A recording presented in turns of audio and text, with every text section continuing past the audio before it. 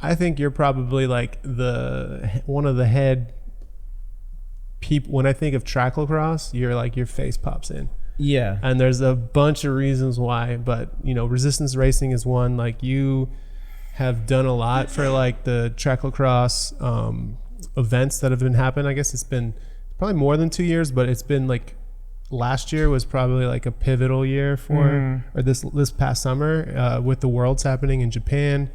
It was a crazy event, and I know that like there was a lot of people involved, but I feel like you had a huge impact on the whole situation. So it'd be cool to hear about that. Yeah. So basically what happened with that was me and my dude, Nakeem, we started resistance racing. We started organizing races. And then tracklacross popped up. We started doing like distance racing, alley cats, and then we did like a little bit of tracklacross, and then we got a lot of like turnout from that. I mean, because we started resistance racing just to organize races. A lot of people look at resistance racing for tracklacross, but that's kind of the route that I've turned it, just because you can only focus, but so many, you can only could focus to so many things or whatever, so I kind of just focus on tracklacross, whatever. We started organizing tracklacross, and the next thing was like, yo, we should organize with other cities, because I'm a traveling messenger. Nakeen is a traveling messenger. He's been to other places, and we know people. So all we had to do was like, yo, dude, I want to do this tracklacross event. Like, do you want to organize it with me in conjunction of a finals being in the city? And everybody was like, yes, yes, yes. And I was like, cool. And then that's how the first year started, and what cities were involved in the first year? It was Portland, Bay Area, that's SF, Oakland, and Sacramento. And then we had LA, we had New York, we had New York, we had DC at one point too. Shit, I feel like I'm missing one more. Minnesota, Minneapolis. No. But yeah. So all those cities threw races in conjunction of Tracklacross Nationals in Minneapolis. That was organized by Jeff from All City, in conjunction of All City Champs. And the reason why we did that was pretty obvious. It was, this is tracklacross. It's so new. Like, who's really going to come out to travel for this? So that's why we hit up Jeff, and Jeff nicely agreed to it. And he was like, yeah, for sure. Let's do it during All City Champs. And that's how we kind of did it. Oh, the sixth city that I forgot was Japan. The first year, Japan was a part of the series, JP. And then that's how JP got the energy to throw Worlds 2019. Damn, yo, that's crazy. That's so awesome. Like, Worlds was, I don't know. He did a great job. I had a great time. Yeah, exactly. I mean, yelling and screaming at people and chasing them around with the camera. And Tracklacross Worlds, whiskey. Just if you're watching this, you should just Google it. Yeah. There's gonna be some video and some photos and stuff coming out on that soon. The Bay Area is pretty strong in the tracklacross scene. Not only in the dirt scene, not only for you being there, but like Squid Bikes is from Sacramento. Angel, like you said, shoots for Squid Bikes. A lot of the photos. They just came out with just plugging Squid real quick. They just came out with the sponsor, So Easy like steel frame, which is pretty slick. And then they're also in conjunction with the Spray Bike, which I think is actually out of Greece, which my friends were just in Greece. This is just a round circle thing. I just had Brian on here last week, and he was just in Greece and met the Spray Bike guys. So they're all connected. Yeah, super dope. All these people are connected, and they're all in different disciplines of cycling, which I just always like to try to share on here. Love for all bikes and anything. It's all the same. There's no like, I ride a track bike, so exactly fuck everything else. And everyone rides, and it's cool. Yeah, exactly. The community is tied in all these different angles. Mm-hmm. And the Bay Area at the Tracklacross Worlds was full Bay Area podium.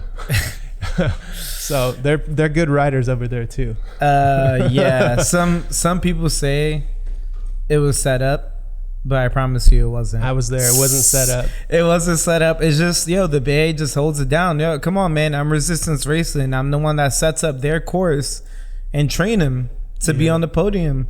Come on the world's podium. Who's gonna take us down next year, yo? Yeah. We'll see. Yeah, but we'll see though. Do you guys know anything about the LA Tourist race? I want to race some of them this year.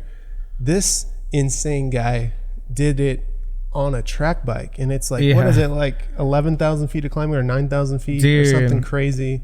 All right, so just first of all, like, this race was coming up, and I talked that shit, and the thing is that, like, I felt like I had to prove myself, because if you're gonna be an organizer of Tracklacross, you better know how to ride your track bike. You know what I'm saying? So like that was already like my mindset about the whole thing. So I was like, you know what, I'm gonna do this race on a track bike.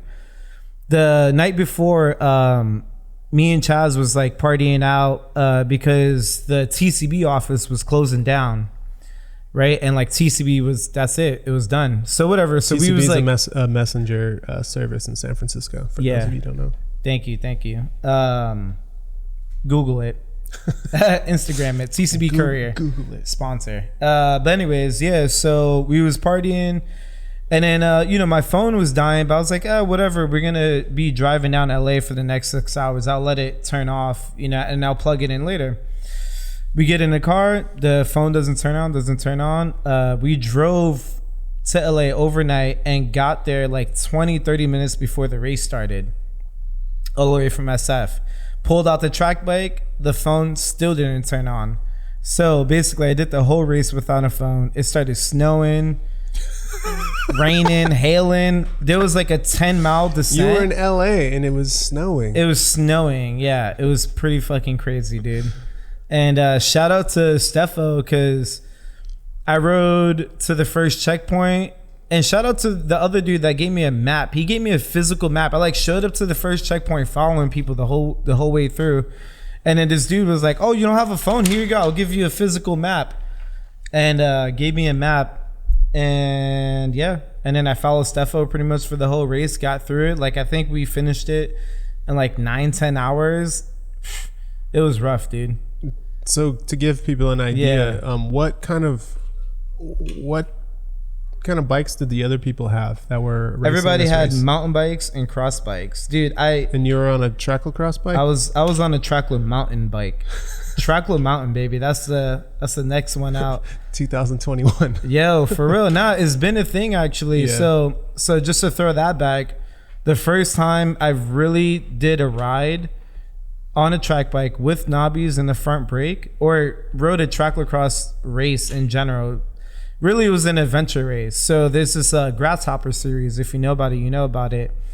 And they 2 years ago they had the course, or 2 years ago is when they changed the course of the first race, basically. But before, it used to be Old Kaz. Mm-hmm. And Kel and Sean was like, yeah, we're gonna do this on the track bike, with like a front brake, and it's like an adventure series. It's like 5,000 miles of elevation, like it's about like 60 miles or something like that. And I was like, all right, cool, yeah, I'm gonna set up my bike for that. And I went out there and did it. So it's kind of like similar to that. So that was like actually my first introduction to riding fixed gear in the dirt. So so Latourist, you caught the bug. Yeah, Latourist was like an easy one. And also 2020, I'll be out there on the track bike. I've been calling it LA Tourist this whole time. It's La Tourist.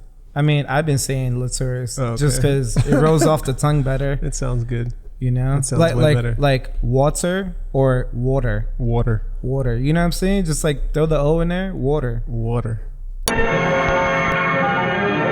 So we bring to a close the story of rigid control through the unceasing research and the highest quality.